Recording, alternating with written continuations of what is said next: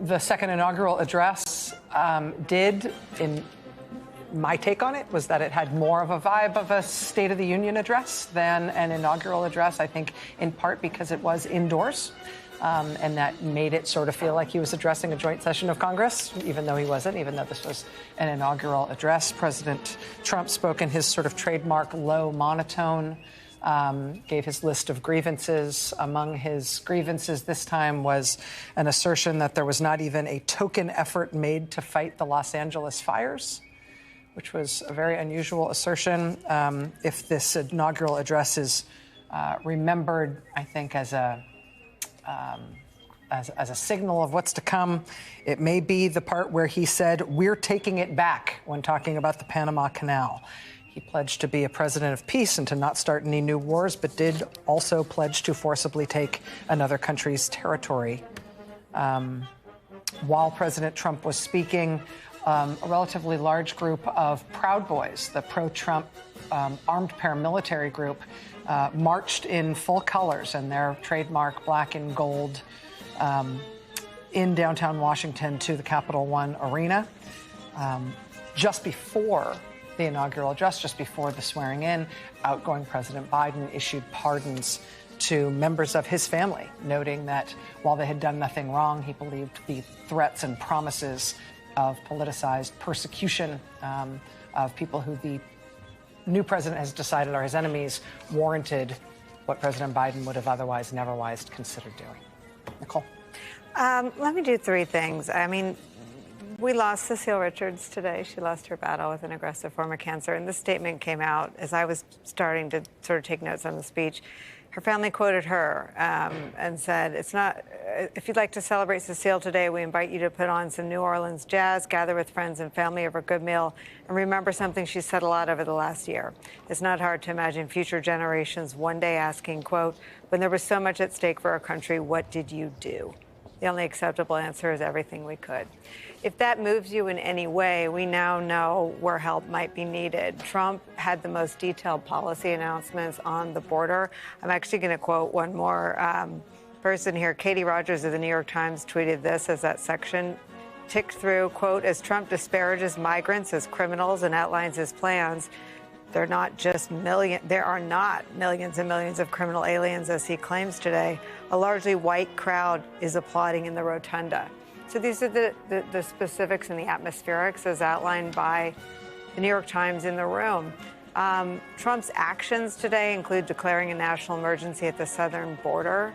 As far as we know, the latest reporting is that there isn't one at the southern border. Some of the crossings are at the lowest they've been in 2 administrations.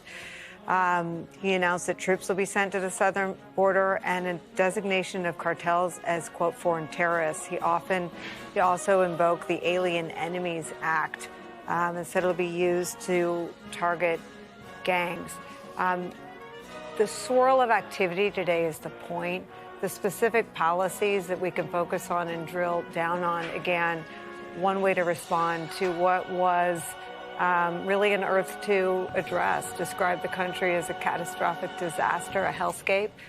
There is an audience for that. There are people that believe that. But again, we do have now some more information on where the earliest policy directions will have the federal government pointing. Jen? I know we're not living in normal times, as we've been discussing for 3 hours, but I think it's important to remind everybody that in normal times, the inaugural address is actually not political at all. I mean, it is the result of a political outcome of an election, but it is typically a president of either party discussing where the country is now and where it needs to go moving forward. It doesn't mean you're not discussing challenges. That's a part of it. You're discussing opportunities. But what struck me about this address was it was not just politicized. It was very personal. And there were a couple of things that I highlighted for myself. I mean, when he said, I've been tested and challenged more than any president in our 250-year history, and I've learned a lot along the way. I think we would all disagree with that characterization with this we're discussing. I was saved by God to make America great again. Never again will immense power of the state be weaponized to persecute political opponents, something I know something about. Typically, a president is not discussing themselves, even though they won. The country elected them. They are discussing the country they are about to govern. And that struck me. The last thing I would say, just to build off of what Nicole said, is Of course, there are always crises going on in the country. The border is broken. It has been broken for some time. But border apprehensions are down. He talked about crime. Crime in major cities is down. He also talked about oil production. The climate is in crisis. Meanwhile, the country, the United States, produced the largest amount of crude oil than any other country in the world last year. So that also struck me as him projecting upon us crises that are maybe not the right definition of the crises we're actually facing. It is remarkable that he said in his inaugural address, as part of what appeared to be his prepared remarks, that I was saved by God, not talking about personal redemption in terms of his religious experience as a private individual, but rather saying that God saved him in order to make him president again. And you heard the whoops of response in the room, which gives a sort of imperative to claim that God sent you, is something that we don't expect in political life. We expect it in other parts of life, maybe, but it's going to give an unusual imperative to some of the most extreme things that he wants to do if past campaign promises and the like are anything to go by. Chris.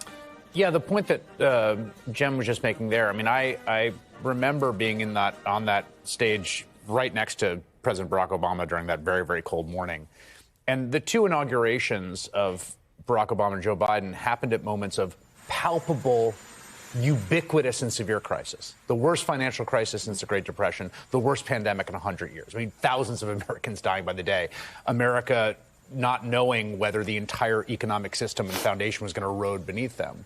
Compare that to the two times Donald Trump has been inaugurated in which those crises were not there. There was not the same acute sense of crisis. And yet the theme in both of them and the obsession of Trump's rhetoric is always a theme of national decline and national humiliation.